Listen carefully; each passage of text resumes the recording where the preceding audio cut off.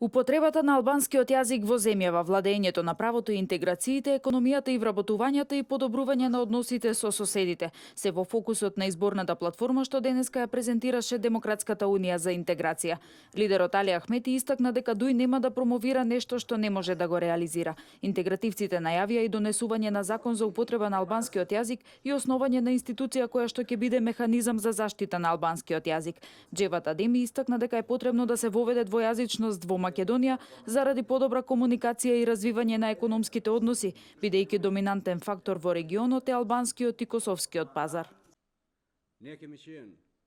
Програмата е изготвена и има одговорност. Сигурен сум и верувам дека ние можеме да ја оствариме и затоа на веб страната на Дуј дадовме можност да се предложат сугестии за она што не сме го постигнале.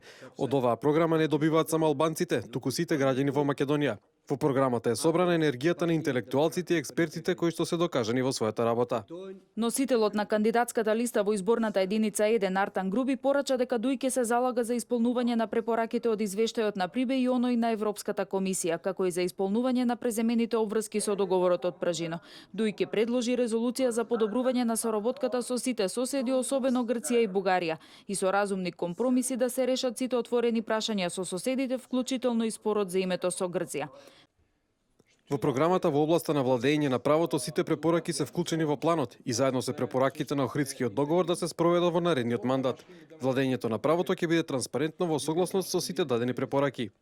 Беким Незири порача дека Дуј нема да остави ниту едно семејство без ниту еден вработен, а партијата ќе се залага и за даночно олеснување и други бенефити кои досега ги користеа странските да ги уживаат и домашните компании. Како резултат од политиките на Дуј, Македонија е во топ 10 на земји каде што може да се направи бизнис. Во изминатите години, благодарение на политиките на Дуј, се отворени 3 слободни економски зони во Тетово, Кичево и Струга, во кои се донесени 3 компании, меѓу кои во Тетово Леар, американската компанија КСС во Кичево и компанијата која започна со 800 вработени во Охрид, а сега отвора капацитет за 1500 вработени во Струга. Изборната платформа 2016-2020 што денеска ја промовираше Дуј е содржана во над 200 страници и на неа работеле над 100 професионалци и експерти. Ставот на интегративците е дека на овие избори ќе се одлучува за големи прашања како што се членството во ЕУ и НАТО, а Демократската унија за интеграција е насочена кон Брисел и Вашингтон.